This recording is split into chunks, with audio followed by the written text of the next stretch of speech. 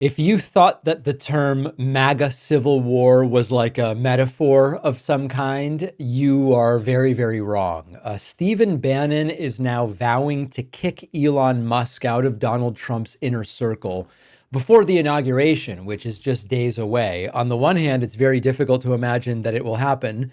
On the other hand, it sounds like whether it does or doesn't, Stephen Bannon is going to create some real chaos here for Donald Trump. There's a new piece in Vanity Fair based on an interview that Stephen Bannon recently gave to an Italian newspaper. And in this interview, Bannon says that Musk is a truly evil guy, a very bad guy. I made it my personal thing to take this guy down. Now, you would think that everybody would just be very busy getting ready to govern, getting ready to do things and make policy. I know it sounds crazy, to improve things for the average American or whatever. This civil war is increasingly what they are focused on, and it couldn't be happening at a more potentially destructive and chaotic time. Now, what really seems to anytime someone tells you what's really going on, I hesitate to even go that direction because we're making our best assessment, but there seem to be conflicting things going on. And I think this is what I want to try to explain. On the one hand, there's the kind of public-facing explanation for this divide in MAGA that's taking place. And a lot of the divide is indirectly about immigration and xenophobia, but it's sort of formulaically about H-1B visas and hiring American versus not hiring American. And the way that this split started is that for a long time, for years, Donald Trump's rhetoric about immigration was we're going to limit H-1B visas. H-1B visas are visas used by usually it's more educated folks in other countries to come to the United States and fill more specialized higher level roles. The idea from within MAGA when Trump was president was when we bring people in with an H-1B visa, they are hurting Americans. They are taking jobs that could be filled by Americans, whether it's engineers or scientists or whatever the case may be. So Trump was against it. And we've played videos. I'm not going to play them again today because played them so many times. But we've played the videos of Trump while president saying, we're going to limit it. We're going to stop no more Americans will lose their jobs because of foreigners. Blah, blah, blah, blah, blah. Okay. In comes Elon Musk and Vivek Ramaswamy. Now, we know from Vivek's campaign, when I interviewed him, he loves H-1B visas. Implicit in loving H-1B visas is that we simply don't have the talent here in the United States. So you've got to get it from another country. Now, this is a brief detour, and I don't want to go tangent. I respect you too much to do that. But if it is true that we don't have the talent here in the United States, to a degree, we must blame the education system. And it is, of course, Republicans who hate public education and try to damage it. And okay, but let's ignore that tangent for now. Vivek likes H-1B and built businesses on the backs of H-1B, foreign people coming in. Elon loves it too. Elon Musk himself actually is an immigrant from another country who at one point was here working without work authorization. So this starts to be a sort of rift 3-4 weeks ago. Elon and Vivek, as the co-heads of Donald Trump's DOGE, Department of Government Efficiency, they say part of becoming more efficient as a country and in every ways, we got to bring in more people with H-1B. Seems to conflict with Trump's old view.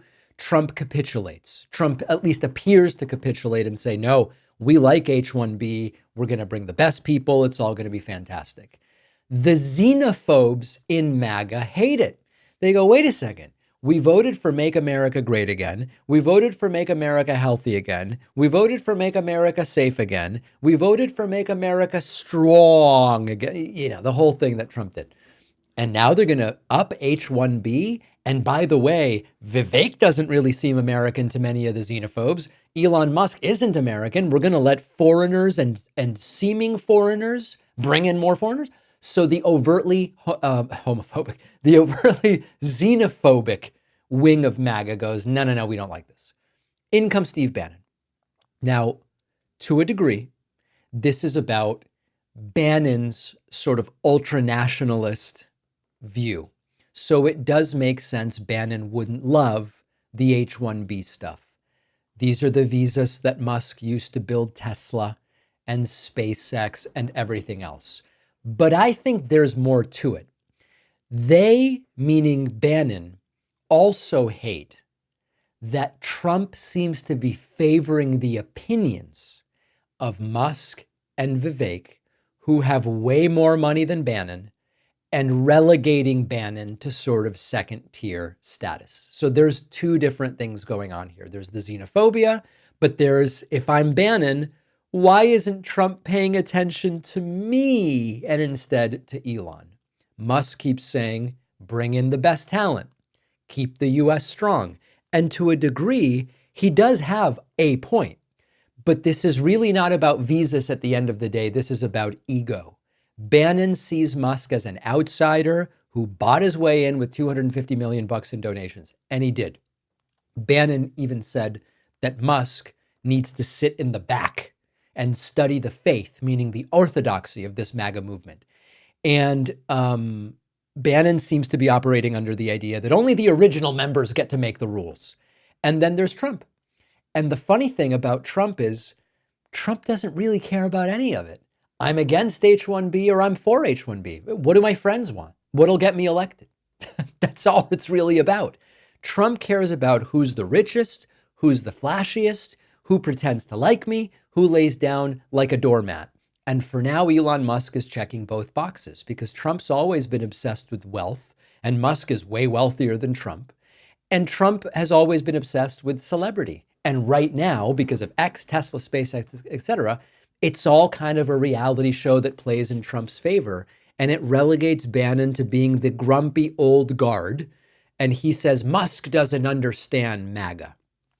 I don't know that he really needs to. Musk seems to understand Trump, which is if I give him massive dumps of money and then act like Mar-a-Lago is the best thing since sliced bread, it's the new Taj Mahal, then Elon Musk is going to have access. So there are the two factions, the sort of tech right and the xenophobic right, like Bannon. They're tearing each other apart rather than working together. It's not new for MAGA. It's all about personal loyalty rather than ideas. But when you put them all together, you get something that is not unity. You get ego trying to prove who's really the leader, who really has Trump's ear. And Trump is already getting irritated with Musk. As we reported last week, he's kind of hanging out a lot. It's starting to bug Donald Trump. So we've seen it before. He uses people until they are no longer useful, and then he throws them under the bus. So what happens next? Will Bannon succeed in getting Musk booted from Trump's orbit? Well, Musk will probably get booted. Whether it's Bannon's doing, I don't know, because Trump seems increasingly annoyed with him already. Does it even matter? Well, it matters in the sense of when a movement is built on division, you can't be surprised when it starts eating itself alive. Our interest is Trump failing to execute on his bad ideas. This civil war might prevent Trump from being able to do that. And to that extent, I welcome it. My question to you, who ultimately wins this? Is it the Bannons and the Boberts? Or is it Musk and Vivek? Well, I wrote a book after a long journey and a ton of work. I am really thrilled with how it turned out, and I hope you'll read it. The book is called The Echo Machine. And in a nutshell, it looks at how American politics got so broken, who has already figured out solutions, and how we can try to fix it and stop the terror of Trump for the next 4 years. With Trump winning this election, the Echo Machine couldn't be more relevant, not only a warning about how we got here, but also about what might be coming and how to prevent the worst outcomes.